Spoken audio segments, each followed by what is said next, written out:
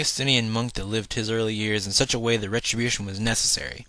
His later years saw the beginning of his monastic life, becoming an envoy of the Bible, preaching his knowledge to many and earning his academic credits through multiple universities and the biblical studies. A chance encounter with a friar of the Roman Catholic Church sparked something greater than anyone would have imagined at the time.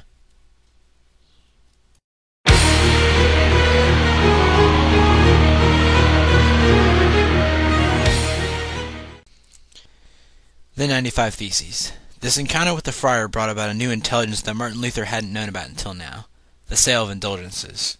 This is where the idea was set in motion.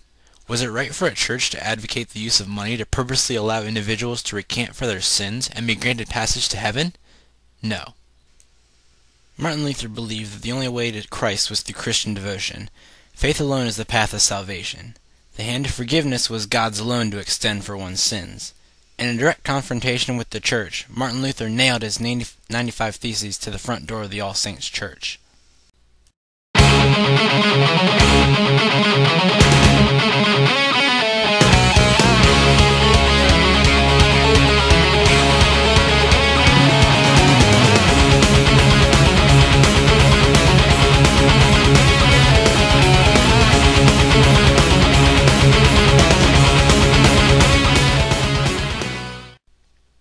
Martin Luther's direct confrontation with the church led to a series of reforms that reinvented the standard role of the church in relation to an individual's own spirituality. He proclaimed that the guiding force behind religion is not the church and its control, but the Word of God and the ability to comprehend and follow His teachings. In the beginning of the Reformation, the self-understanding that led people to believe that they had control over their own knowledge of God and did not need the church to confirm their ability to hold faith and belief had a major effect on society.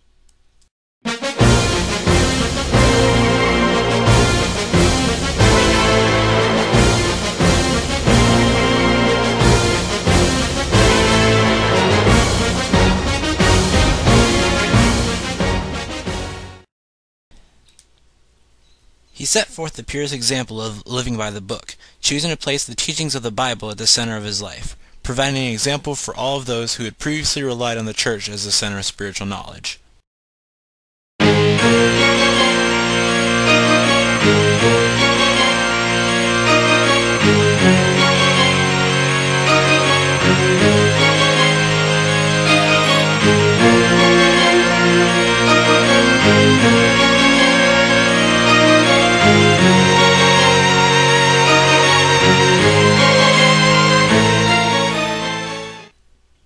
The Reformation itself continued to lead into one religious war after another.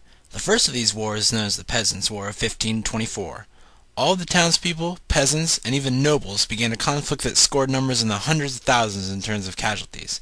This was only the beginning of a series of wars that were set forth by the Protestant Reformation.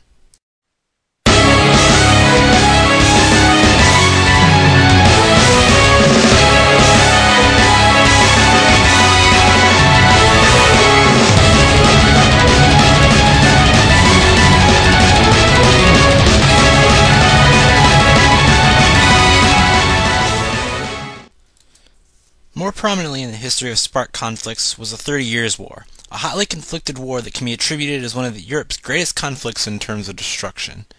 It was a war that came about in multiple stages and processions and lasted as long as 30 years before finally seeing an end, known as one of the greatest wars that was started as a result of the Protestant Reformation.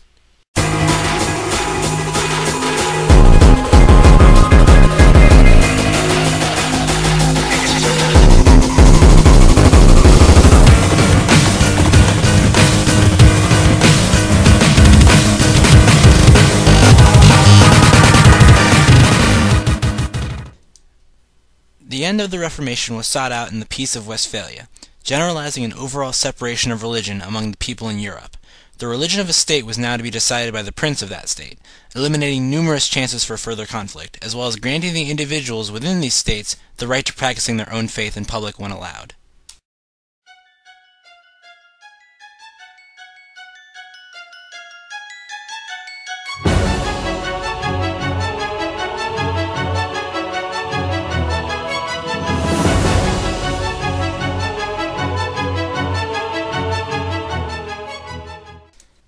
The Protestant Reformation came about as a result of an individual's will to decide his own path when following the Word of God, and continued to spread throughout the countries as a means of taking the will of God into one's own hands and walking their own path in life, simply the way that the Bible claims will lead one person to salvation.